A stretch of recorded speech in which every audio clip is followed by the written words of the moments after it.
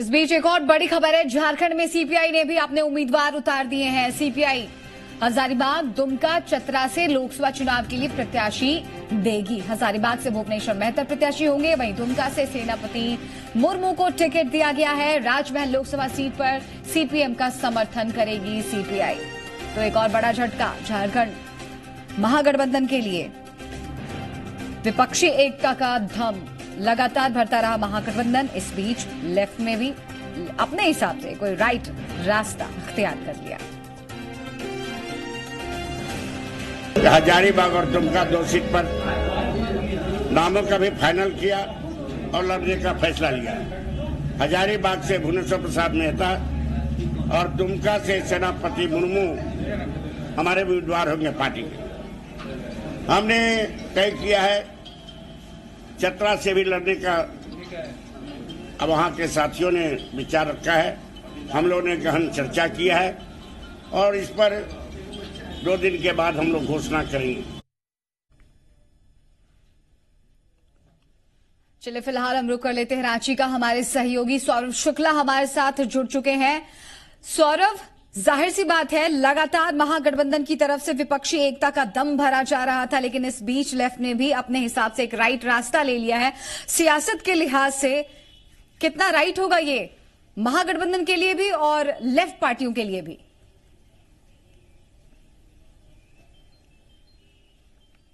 बिल्कुल रश्मि, जिस तरीके से महागठबंधन झारखंड में बनाने की कवायद चल रही थी, लेकिन आरजेडी ने 2 सीटों पर दावेदारी पेश कर दी और अभी प्रेस कॉन्फ्रेंस कर भारतीय कम्युनिस्ट पार्टी ने भी 2 सीटों पर चुनाव लड़ने के लिए अपने प्रत्याशियों की घोषणा कर दिया है। साथ ही साथ जाहिर भी किया है कि चतरा लोकसभा सीट पर भी पार्टी जल्द ही उम्मीदवार की घोषणा करेगी। ऐसे में हमारे साथ बातचीत करने के लिए सीपीआई के वरिष्ठ नेता भुवनेश्वर मेहता है और हजारीबाग से पूर्व सांसद भी रहे थे। भुवनेश्वर जी, आप लगातार महागठबंधन को गोलबंद करने के लिए लगातार हेमंत सोरेन से भी मिले, आपने लालू प्रसाद यादव से भी मुलाकात किया था। आखिरकार कहां दाल नहीं गली और एक बार फिर से सीपीआई को 2 सीटों पर प्रत्याशी देना पड़ा?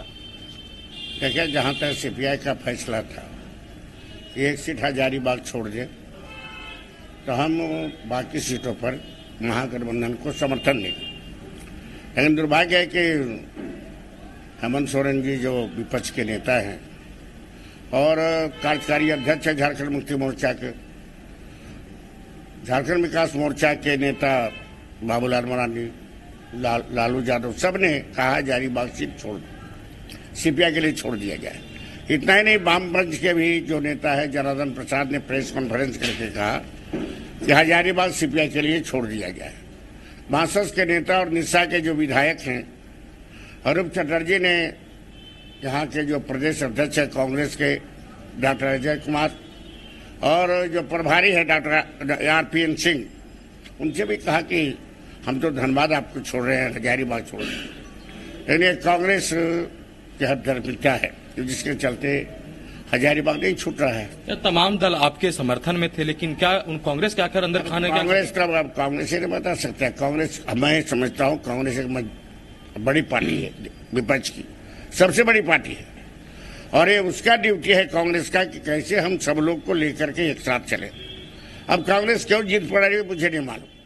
कांग्रेस को अभी भी हमने कहा है, अभी भी इस बात पर विचार चेक करना चाहिए गहराई से कि अगर चाहते हो लेफ्ट चुके मैं 1 फुटी लोकसभा सीट को छोड़ दीजिए तो पूरे झारखंड में 13 सीटों पर कम्युनिस्ट पार्टी का प्रभाव है। सीपीआई का 25,000, 30,000, 40,000, 50,000, 60,000 वोट लगभग सभी।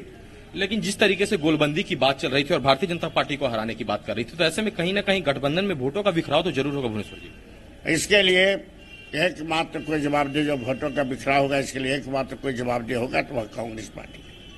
मैंने पहले कहा कि कांग्रेस एक बड़ी पार्टी है, सबको लेकर उसको चलना चाहिए था, वो नहीं कर रही है, इसलिए उसका जवाबदेह कांग्रेस का। यदि हजारीबाग सीट कांग्रेस पार्टी को मिलता तो जो अन्य जगहों पर जो वाम मोर्चा के जो प्रत्याशी खड़ा हुए हैं तो उनको वापस ले लिया जाता क्या?